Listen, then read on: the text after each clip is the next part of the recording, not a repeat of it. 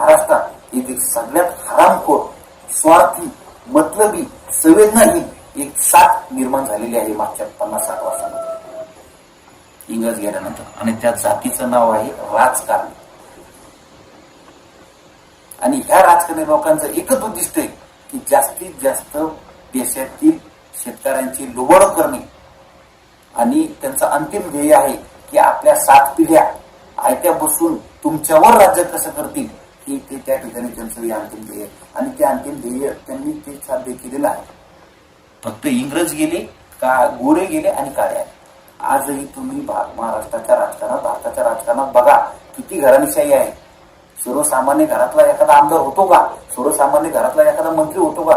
आमदाराला वाटतं आपलं पूर्ण मंत्री व्हावं, मंत्र्याला वाटतं आपलं पूर्ण मुख्यमंत्री व्हावं, मुख्यमंत्र्याला वाटतं आपलं पूर्ण पंतप्रधान व्हावं. हा, त्या ठिकाणी कोणत्या आमदाराला, कोणत्या मंत्र्याला त्याचं पूर्ण IAS, IPS, CA, वकील, डॉक्टर बनवायचंय का? ते शिक्षण घेता पण ते जॉब करत नाही, ते वकिली करत नाही, ते डॉक्टर करत नाही. आणि तसा पगडा तसं तुमच्या डोक्यावर लहानपणापासून त्यांनी बिंबवलेलं असतं. ज्या पोराला 10 वर्षाच्या 5 वर्षाच्या डुंगण धुता येत नाही, त्या आमदारा खासदाराच्या पोराला 60 वर्षाचा म्हातारा, 60 वर्षाचा वयोवृद्ध व्यक्ती त्या ठिकाणी दादा, भाऊ असं म्हणून त्याला बोलतो. ही एक मानसिकता तुमच्यावर लादली गेलेली आहे की मी आज राजा आहे, येणारा राजा हा आमचा युवराज तुमचा उद्या राजा असेल. आणि तुम्ही तेच करताय. हे असंच जर चालू राहिलं तर ह्या आत्महत्या थांबणार नाही.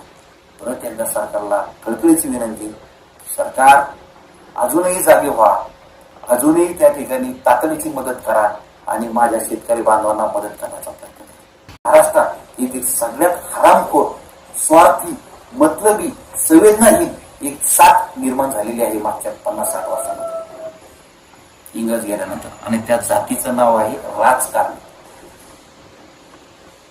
आणि ह्या राजकारणी लोकांचं एकच उद्दिष्ट आहे की जास्तीत जास्त देशातील शेतकऱ्यांची लुबाडणूक करणे. आणि त्यांचं अंतिम ध्येय आहे की आपल्या 7 पिढ्या आयत्या बसून तुमच्यावर राज्य कसं करतील हे ते त्या ठिकाणी त्यांचं हे अंतिम ध्येय. आणि ते अंतिम ध्येय त्यांनी ते साध्य केलेलं आहे. फक्त इंग्रज गेले का गोरे गेले आणि काळे आले. आजही तुम्ही महाराष्ट्राच्या राजकारणात, भारताच्या राजकारणात बघा किती घराणेशाही आहे. सर्वसामान्य घरातला एखादा आमदार होतो का? सर्वसामान्य घरातला एखादा मंत्री होतो का? आमदाराला वाटतं आपलं पूर्ण मंत्री व्हावं, मंत्र्याला वाटतं आपलं पूर्ण मुख्यमंत्री व्हावं, मुख्यमंत्र्याला वाटतं आपलं पूर्ण पंतप्रधान व्हावं. हा, त्या ठिकाणी कोणत्या